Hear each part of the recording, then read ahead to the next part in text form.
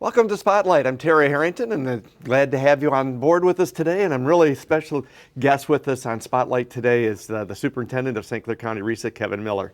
And Kevin, probably seems a little odd for you sitting on the other side of the desk today, right? Well, as you know, I've done a few stints on that side of the table as well, really helping from a volunteer status for Larry Boulier, who's the owner of EBW, who's been one of my best friends for a long, long time.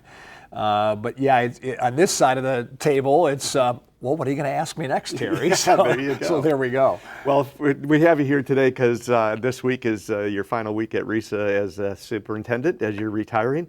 So how does a guy go from a young 15-year-old broadcaster to a school superintendent to retirement? That time has gone quick. How much time do we have here for this? Well, the quick synopsis, I started in radio actually at age 16 at WPHM, and I tell a fond story of John Hill, who was not only a mentor but a good friend and ran WPHM from really 1970 or 71 all the way until he went to SC4 as a full-time employee in the late 1880s.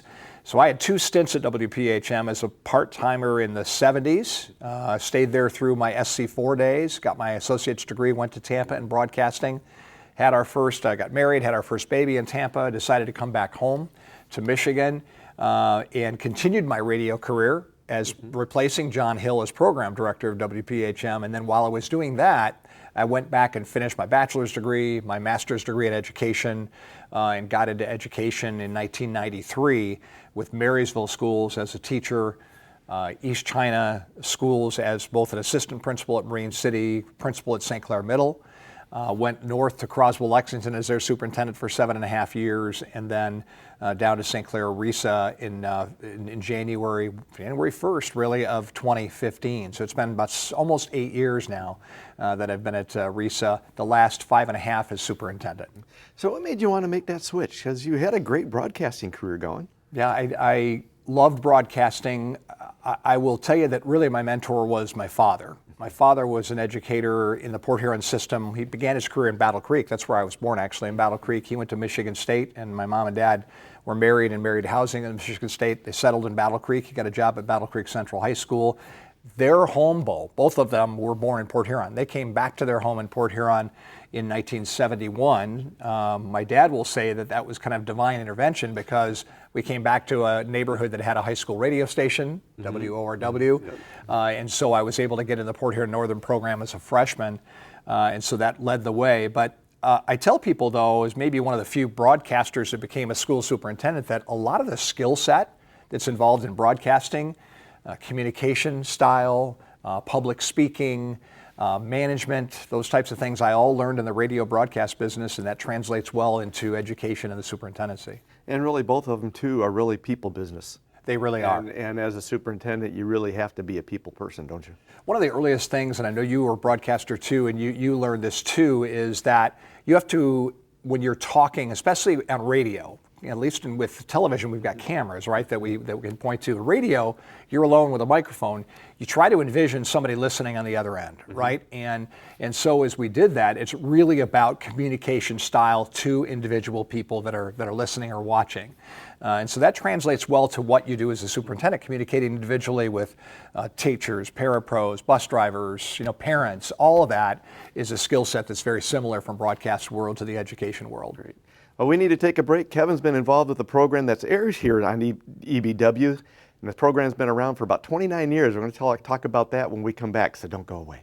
Let North Star Bank, one of the most responsive, relationship-based banks in our community, partner with you to meet your financial needs. We have locations all across Michigan, so stop in and visit us today. North Star Bank, guiding the way. Member FDIC. Welcome back to Spotlight. Joining us on the program today is the Superintendent of St. Clair County RESA, Kevin Miller, who actually is retiring this week after about 30 years in education, not to mention his broadcast career. And Kevin, 29 years ago, a young man, a communication specialist at RESA who has a background in radio, approached you when you were at WPHM and carried this crazy program called Dateline Schools.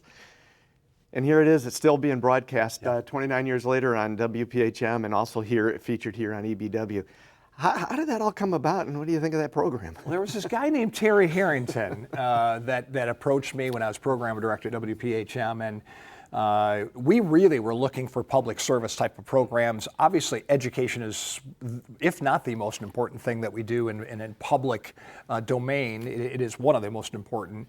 You approached me about an idea.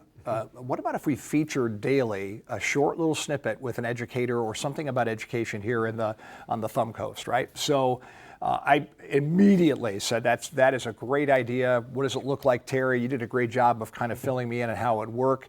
And really, when you look back at the infancy of that program, it hasn't changed a lot. You've added video to it because it was in its earliest days for probably the first 20 years.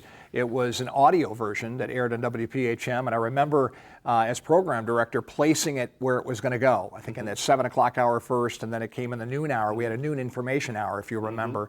So we played it again in the noon hour, but then adding video to it, I think really made it come alive for the television audience too, to be able to see those educators that they had always been listening to. So congrats to you too for the great idea.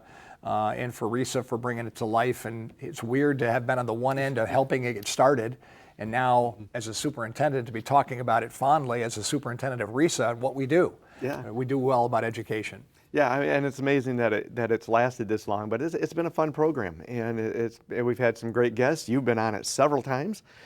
Just sharing the positive things that are happening in our schools, and there's a lot of positive things happening in our schools in there. There are. You know what? One of the things that when people ask me, obviously the pandemic has been a low point for everyone planet-wide, right? All around the world. But I think we've seen some positives emerge from the pandemic. I was talking with a really close friend of mine, Theo Kerhulis, who's the Port Huron superintendent. Theo was, when I was superintendent at Croslex, Theo was our high school principal there. So he and I became very close, and I knew he'd be sitting in a chair like this someday as well. But he and I were talking about emerging from the pandemic and just the learning management system that Port Huron Schools uses now. Would it have happened? Maybe, probably. But it happened during the pandemic because it was the right thing for communication with students. And now, interestingly, as a county, we're moving to a new student database system that is a branch off of what Port Huron's been using with a company called Power School for their learning management system, that students, parents, and teachers all, they're all active in that environment, if you will, and everything is placed online. So I think the pandemic has laid the foundation for some really interesting things to change in education. We've had to evolve. And while it was a bad time, I think it's caused us to rethink and do things a little bit differently in education. As you step away and start enjoying retirement and being a dad and a grandpa and all those kind of great things that happen in life, what do you want people to remember Kevin Miller as? I just think an ambassador for public education. I've said that my entire career. My dad was a great role model as an educator and loved his job. Right until the very last day. In fact, told me years later I retired too soon. He was a teacher and then a counselor at Port Huron High. So when I got into education a little bit later, I actually started at age 32, nearly 33, it was evident to me that what my dad had talked about education was true. There's a fraternity there. There's a core group of individuals that work really hard at what we do. And so to fight for those people, first of all as a teacher, then kind of a teacher leader at Marysville, I was doing some training, and then as an administrator, and then ultimately as a superintendent of a local district, and then as a superintendent of a RESA, I've tried to lay the foundation for great education in our county, provide the environment for great education in our county, provide the training, some tweaks, even giving advice at times, or certainly being that shoulder to bounce things off of. So I think just an ambassador for education, and I always tried to do the right thing, and eventually whatever you do gets down to right to this teacher, to the student, and just fighting for what's right for kids and the education they receive. Great. Well, congratulations on a great career. Wish you all the best in retirement. Thank you, Terry. And we want to thank you for joining us on Spotlight.